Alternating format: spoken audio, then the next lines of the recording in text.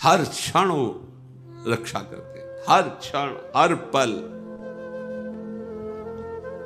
स्वप्न में भी दुख नहीं होने देते। एक दिन देखा स्वप्न में, चारों तरफ से समुद्र उफान कर रहा है, भारी वर्षा हो रही, नगर डूबते चले जा रहे, उनमें हम भी सब डूबते चले जा। अभी घबराहट पैदा हुई, स्वप्न है, घबराहट एकदम पैदा हुई। एक बालक इतना बड़ा जाता है, अंगुली पकड़ता है, चलो हमें वो मार्ग पता है जहां ये समुद्र तुम्हें डुबो नहीं पाएगा, दौड़ो हमारे साथ। अचानक ऐसे ऊंचे स्थान पर ले जाते हैं, अब बिल्कुल निश्चिंत रहो, यहां कोई भी पानी नहीं आ सकता। आंख खुली एकदम, इतना दिल लगा। देखो स्वप्न में भी डर नहीं पैदा होने देते, स्वप्न में भी दुख पैदा नहीं। शरणागत वत्सल भगवान स्वप्न में भी दुख, फिर जागृत की क्या कहे, आश्रय लेके तो देखो। बहिर्गत दृगंतर धैर्य मालंब, सहारा लो किसका, प्रभु का, और धैर्य धारण करो, सहना सीख जाओ। कैसे आप सह पाओगे, इसके लिए उपाय नित्य स्मृति, नित्य निरंतर भगवान की स्मृति। ये बहुत बड़ी स्मरण, बहुत बड़ी उपलब्धि है। ये बाहरी साधनों की बात यहां नहीं कह रहे, स्मृति सिर्फ अंदर की बात होती है। माला जपना जप कहलाता है, बाहरी कष्ट सहना तप कहलाता है। साफ पवित्र क्रियाएं हैं, भागवतिक क्रियाएं हैं, शुभ क्रियाएं हैं, अशुभ क्रियाएं हैं, बहुत सब। यहां एक शब्द केवल बोला गया, श्रीपाद कह रहे नित्य स्मृति। गीता जी का फल भी अर्जुन को जो मिला, तो नष्टो मोहा स्मृतिर लब्धा त्वत्प्रसादान्मयात्, ये स्मृति बहुत जोर की उपलब्धि है। मानो साधना का फल है अखंड स्मृति, बहुत बड़ी। यस्य स्मरण मात्रेण जन्म संसार बंधनात् विमुच्यते, जिनका स्मरण जन्म मरण से मुक्ति दिला देता है। हरि स्मृति सर्व विपद विमोक्षणम, कोई भी विपत्ति तुम्हें दुखी नहीं कर सकती, गिरा नहीं सकती, फंसा नहीं सकती, निराश नहीं कर सकती। कब, जब हरि स्मृति, हरि का स्मरण चल रहा है। और अगर हरि का स्मरण नहीं, तो कोई भी संपत्ति तुम्हें सुखी नहीं कर सकती। शंकर सहस विष्णु अज तो ही, सकहिन राख राम कर द्रोही।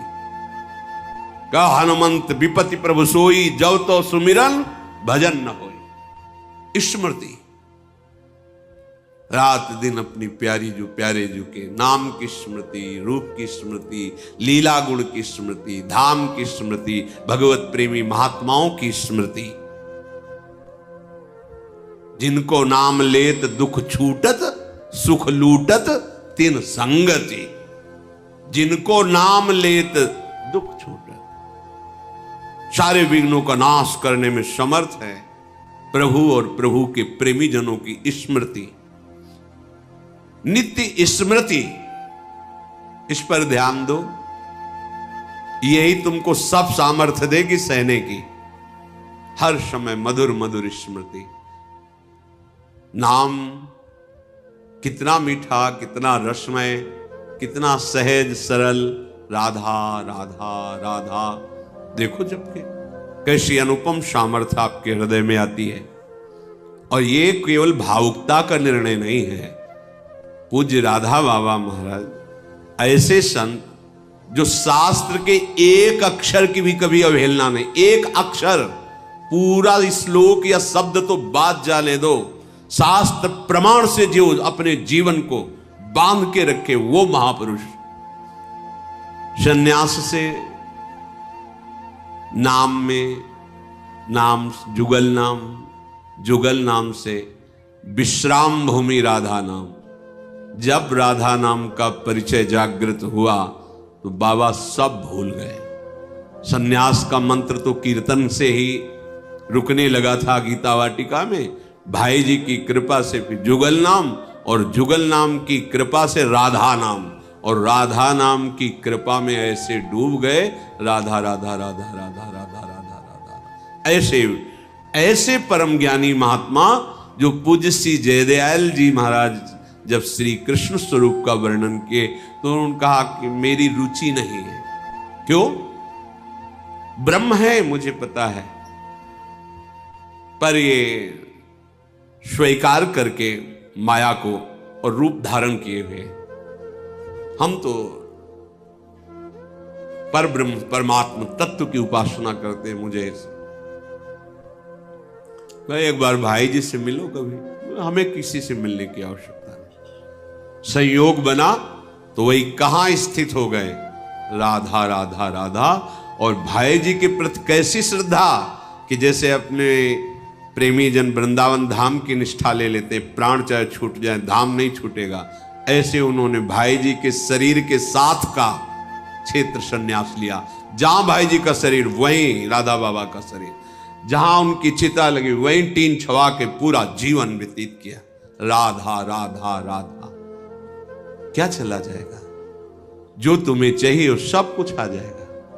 आप विश्वास करके तो चलो। वृंदारण्य मन्यान अपेक्षा, किसी की अपेक्षा मत रखो। वृंदावन का आश्रय ले लो, ये राधा नाम में प्रीति करवा देगा। इसके सिवा और प्रीति हो भी नहीं सकती। अगर कोई राधा बोलता है, राधा सुनता है, राधा जपने की भावना रखता है तो वृंदावन धाम उस पर बरस गया है।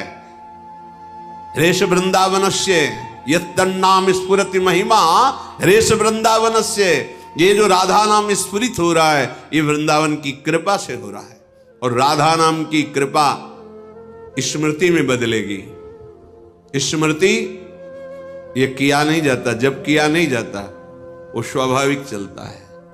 जैसे कोई दिल को मसला करे, एक आनंदमयी पीड़ा के साथ राधा राधा राधा राधा जपते जपते ऐसी अतृप्ति की अभी हमसे जब होता ही नहीं, वो भजन होता ही नहीं जो होना चाहिए। बार बार फिर रोना, फिर पुकारना, फिर उनके साथ विहरण करना, ये सब प्राप्त हो जाता है।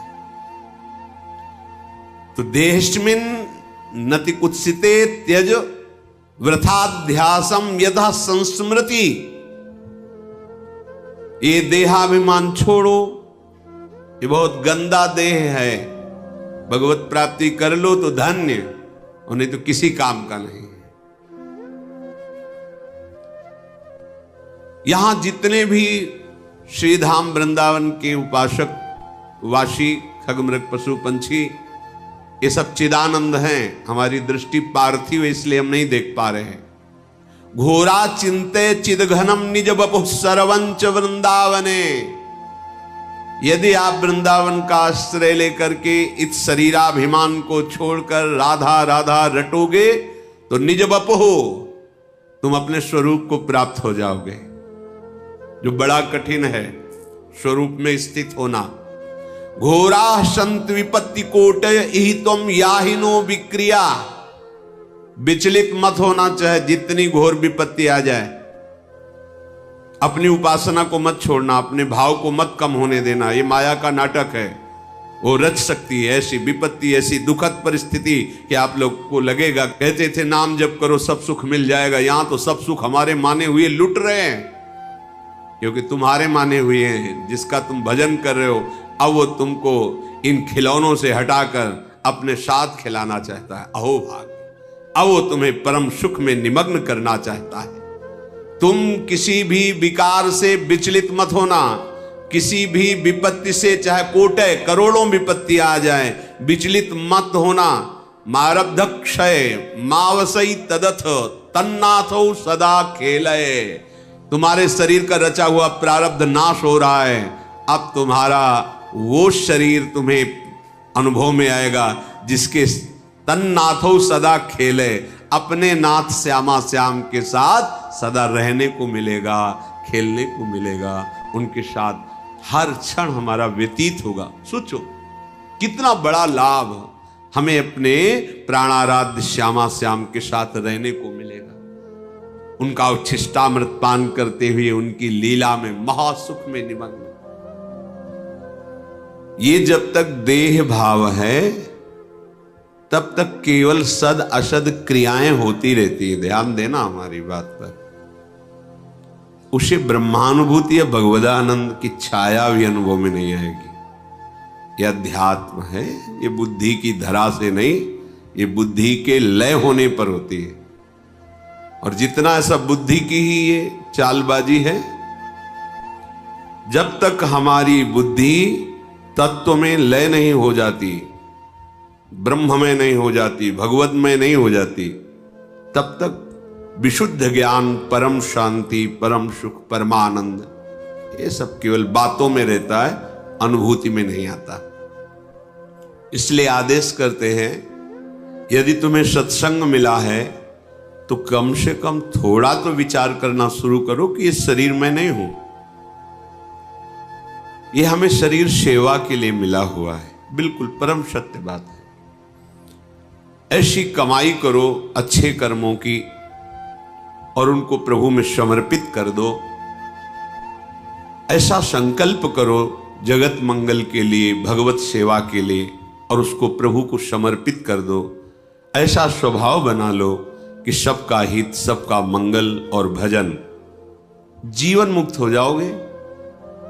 जो परम हंसों को परमानंद की अनुभूति होती है वो आपके हृदय में स्फुरित हो जाएगी।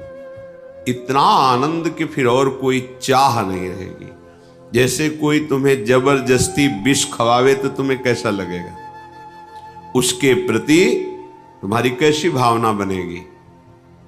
ऐसे ही जिसे भगवदानंद की अनुभूति का अंदर भाव आने लगता है कि मुझे भगवत प्राप्ति करनी, भगवदानंद में डूबना है, तो उसे विषय भोग देने वाला अंदर से वैसे ही लगता है जैसे कोई तुम्हें विष खवावे तो कैसा लगेगा।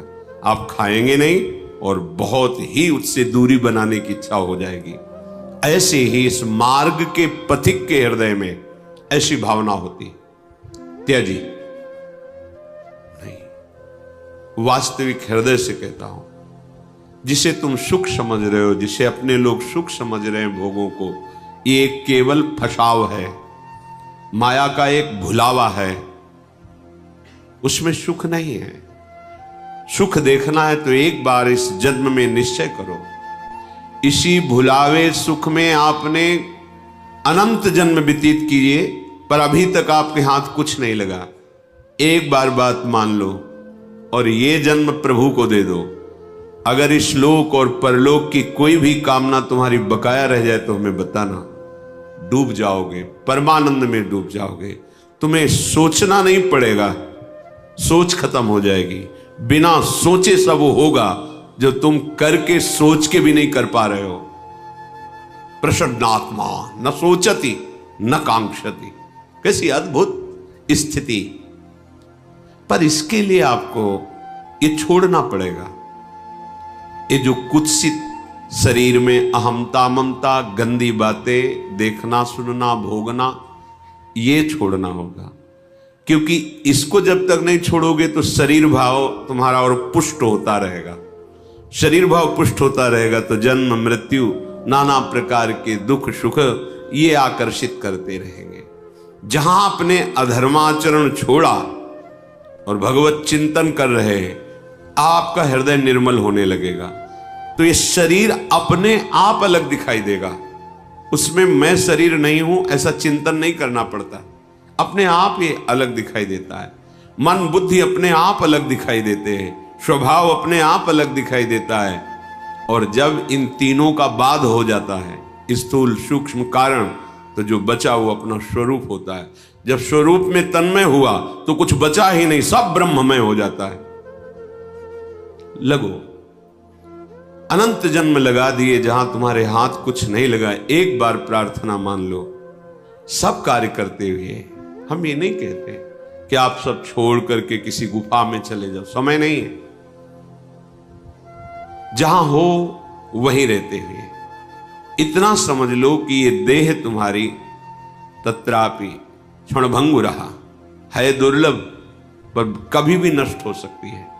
किसी भी उपाय से तुम इसे बचा नहीं सकते देह को, इसका नाश अवश्यंभावी है।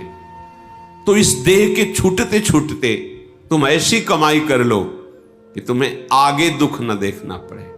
जो अज्ञानी जन हैं, जिनको सत्संग प्राप्त नहीं है भगवत कृपा से, वो जब भागवतिक बातें सुनते हैं तो उनको विश्वास नहीं होता। क्यों? क्योंकि इतना असत आचरणों में वो लीन है कि ये बात भी उनको समझ में नहीं आती, बर्दाश्त नहीं होता कि इसको छोड़ करके भी कोई सुख है, और जबकि जिसे सुख कहते हैं वो इसके छोड़ने में ही है।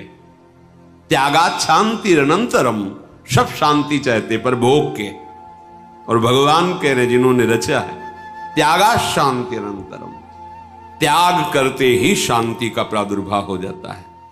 वो शांति जो किसी भी स्थिति में विचलित ना कर सके, उसका ज्ञान प्राप्त होता है इस शांति से, और उस ज्ञान से वो अपनी इंद्रियों को, मन को अंतर्मुख कर लेता है। फिर जो उसे स्वरूप बोध होता है, फिर वो परम शांति मचिरेणाधिगच्छति।